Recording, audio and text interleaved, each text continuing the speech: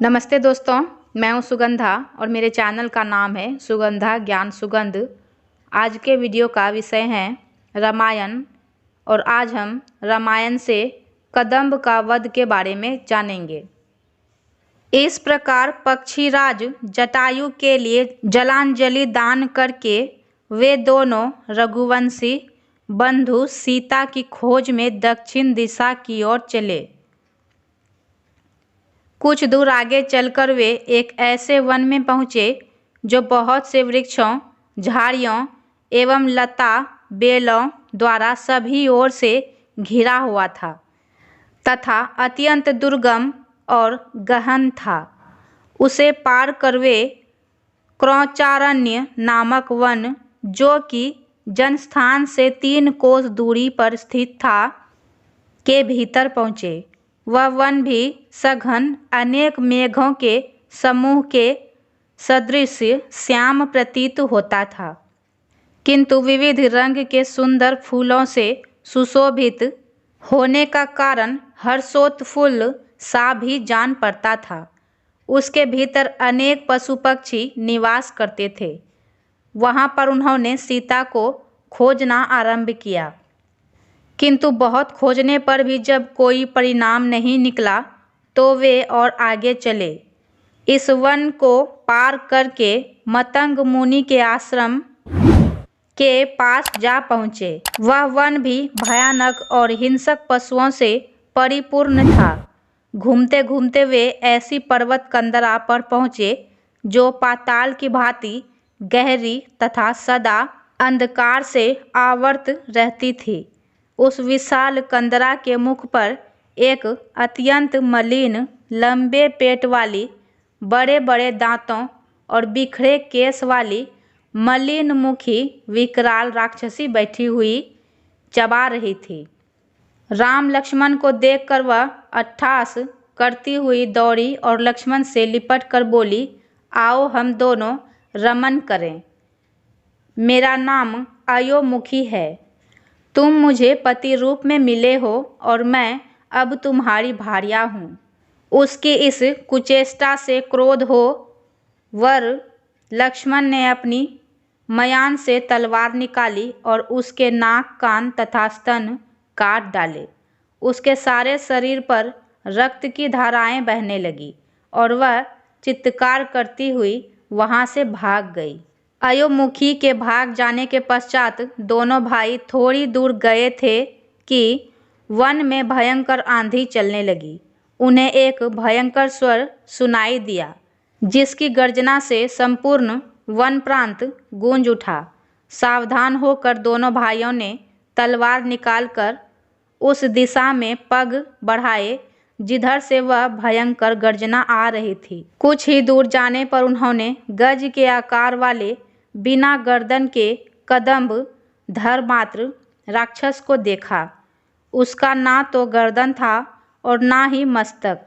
उसके पेट में ही उसका मुंह बना हुआ था और छाती में ललाट था, जिसमें अंगारे के समान दहकती हुई एक ही आँख थी।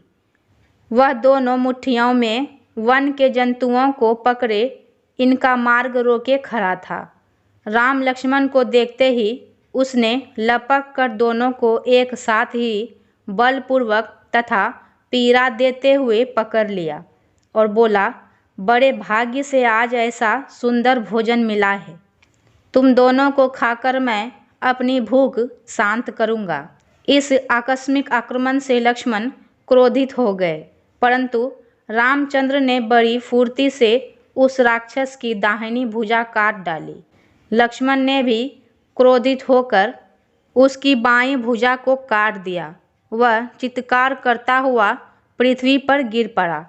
उनका परिचय सुनकर कबंध ने राम से कहा, महाबाहु राम, पूर्व काल में मैं अत्यंत पराक्रमी था, किंतु पराक्रमी होते हुए भी राक्षस रूप धारण कर ऋषियों को डराया करता था। एक बार क्रोधित होकर स्थूल शिरा नामक महर्षि ने मुझे राक्षस हो जाने का श्राप दिया। श्राप मुक्ति के लिए मेरे द्वारा प्रार्थना करने पर उन्होंने बताया कि जब राम तुम्हारी भुजाओं को काट देगा तो तुम्हारी मुक्ति हो जाएगी। हे पुरुष श्रेष्ठ, आपने राक्षस योनि से मुझे मुक्ति दिलाकर मेरा बड़ा उपकार किया है। अब आप मुझ पर इतनी कृपा और करना कि अपने हाथों से मेरा दाह संस्कार कर देना। कदम्ब की प्रार्थना सुनकर राम बोले, हे राक्षस राज, मैं तुम्हारी इच्छा अवश्य पूरी करूँगा। मैं तुमसे कुछ सूचना प्राप्त करना चाहता हूँ, आशा है अवश्य दोगे। दंडक वन से मेरी अनुपस्थिति में लंकापति रावण मेरी पत्नी का अपहरण कर ले गया है। मैं उसके बल, पराक्रम, स्थान आदि के विषय में तुमसे पूरी जानकारी चाहता हूँ। यदि जानते हो तो बताओ। राम का प्रश्न सुनकर कदम्ब बोला, हे रघुनंदन, रावण बड़ा बलवान और शक्तिशाली नरेश है। उससे देव दानव सभी भयभीत रहते हैं। उस पर विजय प्राप्त करने के लिए आपको नीति का सहारा लेना होगा। आप यहाँ से पंपा सरोवर चले जाइए। वहाँ ऋष्यमुख पर्वत पर वानरों का राजा सुग्रीव अपने 4 वीर वानरों के साथ निवास करता है। वह अत्यंत वीर, पराक्रमी, तेजस्वी, बुद्धिमान, धीर और नीति निपुण है। उसके पास एक विशाल पराक्रमी सेना भी है, जिसकी सहायता से आप रावण पर विजय प्राप्त कर सकते हैं। उसके ज्येष्ठ भ्राता बाली ने उसके राज्य और उसकी पत्नी का अपहरण कर लिया है। यदि आप उसे मित्र बना सकें तो आपका कार्य सिद्ध हो जाएगा। वह राक्षसों के सब स्थानों को जानता और उनकी मायावी चालों को भी समझता है। उसे भी इस समय एक सच्चे पराक्रमी मित्र की आवश्यकता है।